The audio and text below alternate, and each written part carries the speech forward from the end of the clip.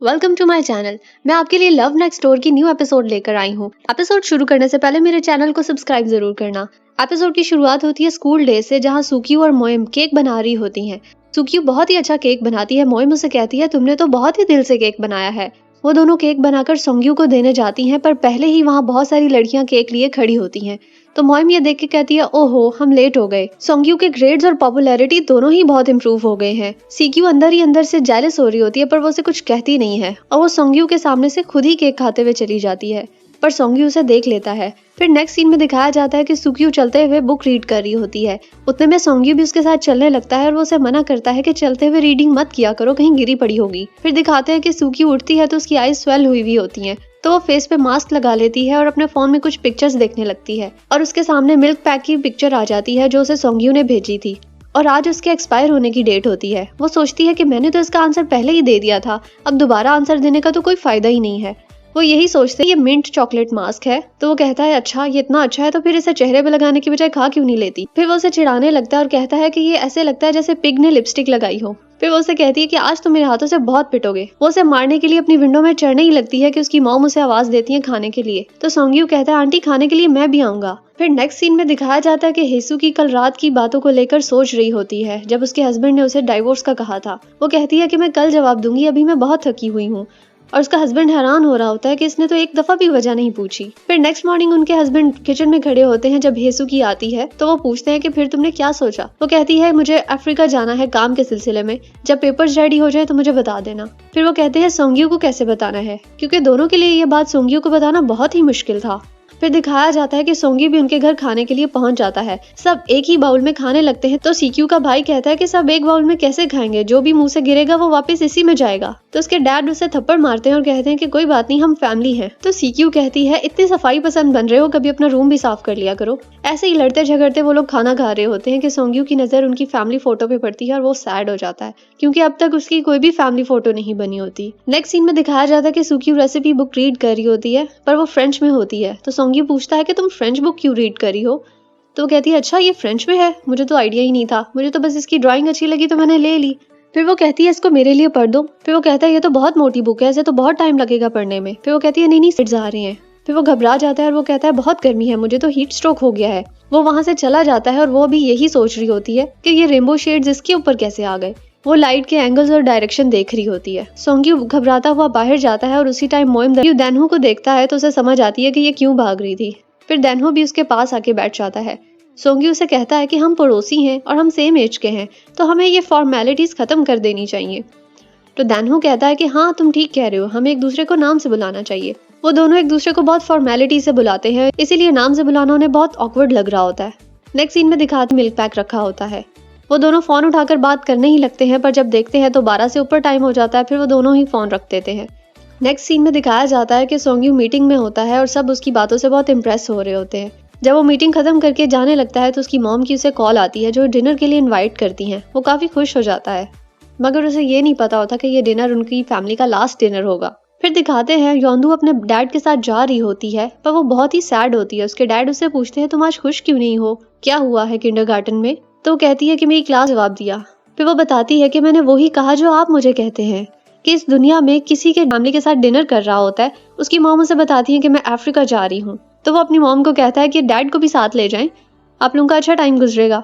मगर उसके डैड उसे बता दे कि हम डाइवोर्स ले रहे हैं। सोंग्यू ये सुनकर खाना छोड़ देता है और कहता है ठीक है आप लोगों की लाइफ है, आप लोग जैसे मर्जी करें। और वो काम का बहाना स्पोर्ट और मेडिकल के लिए तुम पे लगे हैं और उसके पैसे भी निकालो जो मैं तुम्हें यहाँ तक खींच के लाई हूँ। मेरी तो तुमने कमर ही तोड़ दी और तुमने तो अपना बिल भी पे नहीं किया था। वो उसे पेमेंट करने लगता है पर वो उसे मना कर देती है, वैसे भी वो पेमेंट लेती हुई अच्छी थोड़ी लगेगी। फिर वो उसे कहती है कि तुम अपनी ये फीलिंग्स अपनी मॉम डैड को क्यों नहीं बताते। डैड हेसुकी को अम्ब्रेला पकड़ाकर खुद चले जाते हैं। फिर दिखाया जाता है खुश नहीं है आपके जाने से। हेसुकी उसे कहती है कि तुम उसका ख्याल रखना जैसे बचपन में उसका ख्याल रखती थी। नेक्स्ट सीन में दिखाया जाता है कि मोएम को इमरजेंसी के लिए बीच पे बुलाया जाता है, लेकिन एक ही जगह पे 3-4 पेशेंट होते हैं जिनको मदद की जरूरत होती है। मोएम को समझ नहीं आती कि वो किसको बचाए और किसको छोड़े।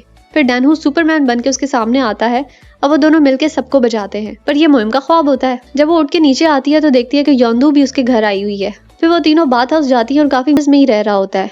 उसकी मॉम उसे बताती है कि आज मैं जा रही हूँ।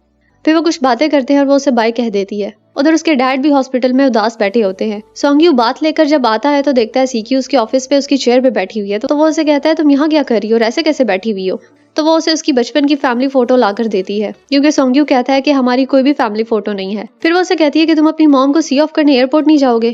तो उसे फ्लाइट का टाइम नहीं पता होता, वो अपने डैड को कॉल करता है। उसके डैड पुलिस स्टेशन में बैठे होते हैं और बताते हैं कि तुम्हारी मॉम एयरपोर्ट पे अपना सामान छोड़ के कहीं और चली गई हैं, और उनका फोन भी उनके बैग में होता है। फिर सीक्यू और सोंग्यू भी वहां पहुंच जाते हैं। वो लॉक खोलने की कोशिश करते हैं पर नहीं खुलता है। फिर सोंग्यू के डैड बैग से फोन निकालते हैं और सीहान जो हैसुकी के कोलीग थे उनको कॉल करते हैं और उनसे पूछते हैं कि हैसुकी कहाँ है। तो वो उनको बताते हैं कि वो तो रिटायरमेंट ले रही हैं, वो नेक्स्ट किसी पोस्ट के लिए नहीं जा रही। ये सुन के वो कहते हैं कि ठीक है, मुझे हैसुकी को फौरन ढूंढना होगा। नेक्स्ट सीन में दिखाते हैं कि मिसुकी हैसुकी के गिफ्ट्स लेकर अपनी बाकी दोस्तों के पास बैठी होती है। वो गुस्सा भी कर रही होती है और रो भी रही होती है कि वो हमसे मिले बगैर कैसे चली गई। तो वो कहती है कि वो सॉरी कह रही थी, पर वो कह रही थी कि वो जल्दी कॉल करेगी। फिर एक दोस्त कहती है कि इसका मतलब है कि हमें इसके ये गिफ्ट्स खोल देने चाहिए। फिर वो एकदम से तीनों गिफ्ट्स पे टूट पड़ती हैं। बस वो कॉस्मेटिक सी होती है और वो देख रही होती हैं। उतने में सोंग्यू और सीक्यू भागते हुए आते हैं और वो पूछता है कि आंटी आपको मेरी मॉम का पता है कि वो कहाँ है। फिर नेक्स्ट सीन में हैसुकी को दिखाते हैं जो एक टेंपल के बाहर बैठी होती है। अब वो याद कर रही होती है कि वो कहाँ कहाँ अपनी चीजों को भूली है। अब अपना फोन चेक करती है तो वो भी सूटकेस में रह जाता है।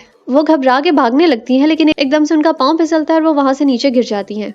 उधर सोंग्यू और उसके डैड और सीक्यू भी हैसुकी को ढूंढने के लिए पहुंच जाते हैं। काफी देर ढूंढने के बाद सोंग्यू अपनी मॉम का जूता देखता है। फिर उसके डैड कहते हैं कि मैं नीचे जाकर उनको ढूंढता हूँ। उनको हैसुकी बेहोश गिरी पड़ी मिलती है। फिर वो उन्हें उठाते हैं तो उन्हें कुछ होश आता है और वो काफी एक दूसरे से गिले शिकवे करते हैं और बातें भी करते हैं। और हैसुकी के हस्बैंड उन्हें बताते हैं कि मैंने तुम्हें बहुत मिस किया था जब जब तुम काम के सिलसिले में बाहर गई। तो हैसुकी कहती है कि ये बात पहले क्यों नहीं बताई, हम तो अपना रिश्ता खत्म करने वाले थे। वो दोनों थोड़ा रोते हैं पर उनका पैचअप हो जाता है और उतने में सोंग्यू और सीक्यू भी वहां आ जाते हैं। सोंग अपनी मॉम को गले लगा लेता है, यानी इन तीनों का पैचअप हो जाता है। फिर नेक्स्ट सीन में दिखाते हैं कि सीक्यू और सोंग्यू अपनी अपनी विंडो में खड़े होते हैं। सोंग्यू से बता रहा होता है कि मैं बिजनेस ट्रिप के सिलसिले में दूसरे सिटी जा रहा हूँ। सीक्यू कहती है कि कब तक वापस आओगे। वो कहता है 2 वीक लग जाएंगे। सीक्यू मुंह में बड़बड़ाने लगती है कि 2 हफ्ते, इतने ज्यादा दिन के लिए कौन जाता है। सोंग्यू से कहता है कि अगर तुम बोर होगी तो तुम हमारे साथ चल सकती हो, पर सीक्यू इनकार कर देती है। फिर नेक्स्ट सीन में दिखाते हैं कि सोंग्यू अपनी लोकेशन पे पहुंच जाता है अपनी टीम के साथ और काम शुरू कर देता है। पर इधर सीक्यू को दिखाते हैं जो बहुत ही ज्यादा बोर हो रही होती है, जिसका किसी काम में भी दिल नहीं लग रहा होता, ना उसका वक्त गुजर रहा होता है, ना उसे कुछ करना अच्छा लग रहा होता है। वो सोंग्यू की विंडो के सामने खड़ी होती है और उसे बहुत ज्यादा मिस कर रही होती है।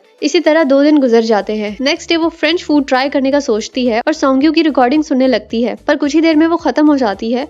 फिर सोंग्यू उसे बुलाता है और फ्रेंच में कुछ कहता है। वो कहती है अब ये क्या बोल रहा है। फिर अचानक उसे ख्याल आता है कि इसको ट्रांसलेट करती हूँ। जब वो ट्रांसलेट करती है तो उसे बताता है आज मिल्क एक्सपायर हो जाएगा, मगर मेरी फीलिंग्स तुम्हारे लिए कभी एक्सपायर नहीं होंगी, ना आज और ना कल और ना कभी। वो सोच में पड़ जाती है। फिर नेक्स्ट सीन में दिखाते हैं कि मोएम दैनहो की आर्टिकल वाली पिक्चर को जूम करके देख रही होती है। उतने में सीक्यू हड़बड़ी में भागी भागी आती है और मोएम से कार कीज ले जाती है। मोएम पूछती है कहाँ जा रही हो, तो वो कहती है सोंग्यू से मिलने। वो उसकी लोकेशन पे पहुंच जाती है। सोंग्यू से पूछता है कि तुम यहाँ क्या कर रही हो। वो कहती है कि मैं बहुत बोर हो रही थी, तुमने कहा था कि जब बोर हो रही हूँ तो मैं तुम्हारी तरफ आ सकती हूँ। फिर उसे कहती है कि तुम्हारे बगैर तो प्लेग्राउंड भी बिल्कुल खामोश लगता है, कोई दिन भी अच्छा नहीं लगता, कुछ भी अच्छा नहीं लगता। और कहती है ऐसे लगता है जैसे अनसीजन सूप पी रही हूँ, वो भी विदाउट सोया सॉस। और फाइनली वो अपनी फीलिंग कन्फेस कर देती है। सोंग्यू हंसता है और कहता है कि तुम्हें ऐसी सिचुएशन में भी खाने की पड़ी है। और यहाँ ये एपिसोड खत्म हो जाती है। मिलते हैं नेक्स्ट एपिसोड में। बाय।